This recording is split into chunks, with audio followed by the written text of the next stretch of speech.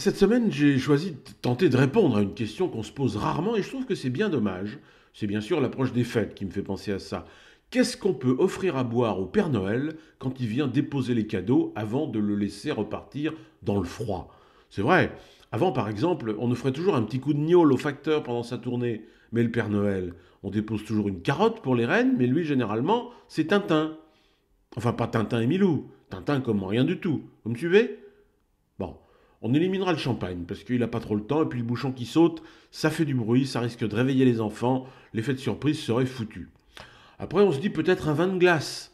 Ces vins très particuliers, vous savez, vendangés en pleine période de gel, ça donne des vins délicieux mais très liquoreux. Là, je me dis qu'à son âge, le Père Noël a sans doute un peu de diabète.